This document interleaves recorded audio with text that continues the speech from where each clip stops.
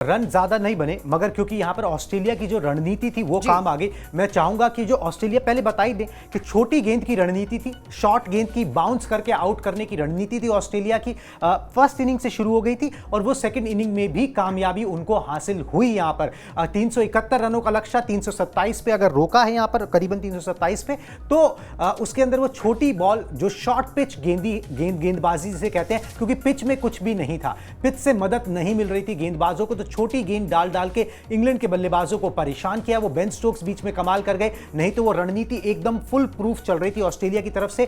क्या उस रणनीति का इफेक्ट रहा है? 6 से 7 बल्लेबाज जो है इंग्लैंड के, वो उस रणनीति का शिकार बने। आपको उन बल्लेबाजों का प्रदर्शन दिखाते हैं जो उस रणनीति का शिकार बन गए ऑस्ट्रेलिया की। तो इंग्लैंड के वो बल्लेबाज जो अपनी टीम को जीत नहीं दिला सके और ऑस्ट्रेलिया की रणनीति में फंस गए, यानी कि छोटी गेंद में जो है वो फंसाया है इंग्लैंड को, और लंबा फंसाया है, बहुत लंबा फंसाया है। ठीक है, जैक क्रॉली से शुरू करते हैं और इंग्लैंड के सारे बल्लेबाजों का आपको प्रदर्शन दिखा देते हैं। स्टुअर्ट ब्रॉड तक आएंगे, जैक क्रॉली से शुरू करते हुए कि उन्होंने किस तरीके का प्रदर्शन इस टेस्ट मैच में दूसरी पारी में किया। 371 लक्ष्य था जैसे मैं आपको बता रहा हूं, और 327 रन ही वो जोड़ पाए। तो एक एक करके आपको दिखाते हैं सबका स्टैट्स। चलिए, सबसे पहले जैक क्राउली की बात कर रहे थे। रन इन्होंने 3 बनाए हैं, 6 गेंदें इन्होंने ली हैं, चौका कोई भी नहीं है, छक्का कोई भी नहीं है, स्ट्राइक रेट इनका 50 का रहा है। तो रन के मामले में देखा जाए तो इनको इस रन की कोई गिनती की ही नहीं जा सकती है। महज 3 रन इन्होंने बनाए हैं, बिल्कुल ऐसा लगा ही नहीं कि टेस्ट मैच खेल रहे हैं। चलिए आगे बढ़ते हुए और भी आंकड़े हैं, उन पर भी एक नजर डाल लेते हैं। और अब हमारे पास आंकड़े आ गए हैं बेन डकेट के। रन इन्होंने 83 बनाए हैं, पिछली पारी में भी इन्होंने 98 रनों की पारी खेली थी, महज 2 रन से चूक गए थे शतक बनाने के लिए, और यहां भी इन्होंने 83 रन की अच्छी पारी खेली है, कहा जाए तो 112 गेंद इन्होंने ली है, चौके इन्होंने 9 लगाए हैं, छक्का कोई भी नहीं है, स्ट्राइक रेट इनका 74.10 का रहा है। तो अच्छा खेले ये अपने हिसाब से।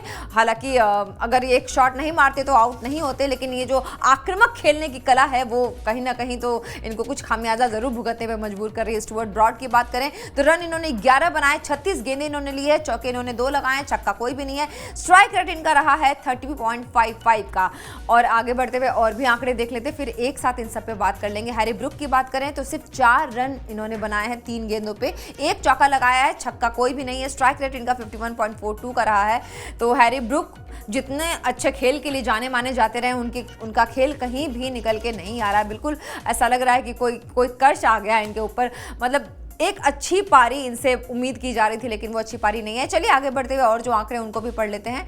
अब जो रूट ने जो रन बनाए हैं वो रन भी बिल्कुल काम नहीं आए टीम के। 18 रनों की महज पारी इन्होंने खेली, 35 गेंदों का सहारा लिया, 2 चौके हैं, छक्का कोई भी नहीं है, स्ट्राइक रेट इनका 51.42 का रहा है। और अब आगे बढ़ते हुए दूसरा आंकड़ा पढ़ लेते हैं। ओली पोप की बात करें तो रन इन्होंने भी महज 3 बनाए, 10 गेंदों का सहारा इन्होंने लिया, स्ट्राइक रेट इन्होंने 30 स्ट्राइक रेट इनका रहा है 30 का मात्र, और 3 रन 10 रन 18 रन इसी तरीके की पारी देखने को मिली है। चलिए अब और आगे बढ़ते हुए और आंकड़ा देख लेते हैं, लेकिन इसके पहले इनके बारे में बात करेंगे। ये जो खिलाड़ियों के आंकड़े रहे हैं, 3 रन 10 रन 18 रन 4 रन, क्या था ये टेस्ट मैच में? ऐसे रन तो कभी नहीं देखा मैंने। छोटी गेंद पर, जिसे हम बार बार बोल रहे हैं, छोटी गेंद पर लंबा फंसाया इंग्लैंड को, यही रणनीति थी ऑस्ट्रेलिया की। वो रणनीति उनको आखिरकार फर्स्ट इनिंग्स में भी काम आई थी, वो सेकंड इनिंग में भी काम आई है। और ये रणनीति जो है ये बड़ी फुल प्रूफ सी रणनीति है, क्योंकि पिच के अंदर कोई स्विंग कोई सीम उस तरीके से पिच हेल्प नहीं कर रही तेज गेंदबाजों की। तो इस तरीके से छोटी गेंद डाल के बाउंस से आउट किया, और इंग्लैंड के जो बल्लेबाज हैं वो थोड़ा सा आक्रामक बाज बॉल और उस तरीके की चीजें खेल के सेट होके आउट हुए। कई हमने फर्स्ट इनिंग में भी बात की थी, कई बल्लेबाज जो है वो सेट होके आउट हुए। इसमें भी बेन डकेट यहां पर भी वो शतक कर सकते थे।